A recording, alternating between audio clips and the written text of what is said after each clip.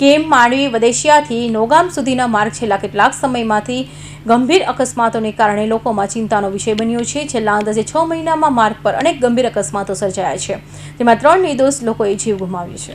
આજ રોજ પણ કેમ માંડવી વદેશિયાથી નોગામમાં નજીક 3 વાહનો વચ્ચે ગંભીર અકસ્માત સર્જાયો હતો। અકસ્માતમાં ટુ વ્હીલર પર સવાર 3 લોકોને ગંભીર ઇજાઓ પહોંચી છે, તેમના પગમાં ફ્રેક્ચર થયાની માહિતી મળી છે।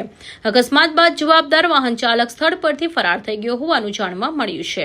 વારંવાર બનતા અકસ્માત હવે ગંભીર ચેતવણી સમાન છે। જો તાત્કાલિક યોગ્ય પગલાં લેવામાં નહીં આવે તો ભવિષ્યમાં વધુ નિર્દોષ લોકો જીવ ગુમાવે તેવી ભીતિ સ્થાનિકોમાં વ્યાપી છે। મારું નામ સુરેશભાઈ અંબુભાઈ વસાવા છે।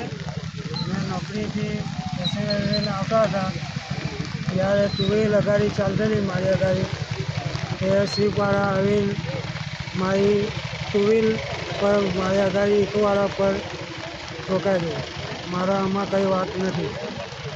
આમ નહીં એટલે શિપ કઈ બાજુથી આવતી? ઓરેન્જ બાજુ? ઓરેન્જ સાઈડથી આવતી હતી। અને તમારી આગળ કઈ ગાડી ચાલતી હતી? ટુ વ્હીલ ચાલતી હતી। ટુ વ્હીલ ચાલતી હતી। તમે હમણાં હાલમાં ક્યાં છો? મેં નોગામાં છું। નોગામાં છો? ડેડીની પાસે? હા, ડેરીની પાસે। અને ડેડીની આગળ જે શિપ સામેથી આવતી હતી તેની હારે ટુ વ્હીલ ભટકાઈ તેમાં તમારી હારે ટુ વ્હીલ પછી ઠોકાઈ ગઈ, ભટકાઈ ગઈ। તેમાં તમારે કોઈ પેસેન્જરને કોઈ નુકસાન કશું નથી? તમારે ખાલી ગાડીના નુકસાન થયું છે, બાકી કોઈ જાનહાનિ થઈ નથી। હવે આ લોકોને જે તમારી આગળ જે ઠોકાયા તો એ લોકોને કંઈક નુકસાન થયું છે?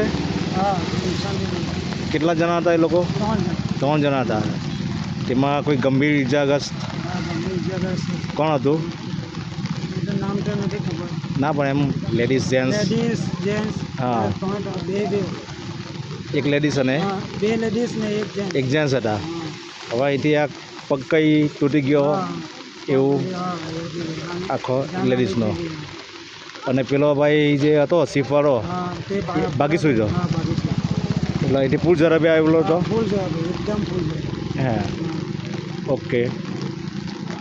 નોંધનીય છે કે અકસ્માતો અગાઉ પણ સ્થાનિક આગેવાનો, સરપંચો અને ગ્રામજનોએ માર્ગની સુરક્ષા અંગે સંબંધિત અધિકારીઓ સમક્ષ અનેક વખત રજૂઆત કરી હતી। રસ્તા પર સ્પીડ નિયંત્રણ, ચેતવણીના બોર્ડ, યોગ્ય માર્કિંગ, સ્ટ્રીટ લાઇટ અને અન્ય જરૂરી સૂચના વ્યવસ્થાઓને ઊભી કરવાની માંગ કરવામાં આવી હતી, પરંતુ આજ દિન સુધી કોઈ અસરકારક કાર્યવાહી કરવામાં આવી નથી। સ્થાનિક આગેવાનો અને ગ્રામજનોએ જિલ્લા તંત્ર તથા સંબંધિત વિભાગોને આ માર્ગ પર તાત્કાલિક સર્વે કરવાની, જરૂરી સુરક્ષા વ્યવસ્થાઓ અમલમાં મૂકવાની અને અકસ્માતો પુનરાવર્તન અટકાવવા કડક કાર્યવાહી કરવાની માંગ કરી છે। અમીરસિંહ ચૌહાણ, માંડવી।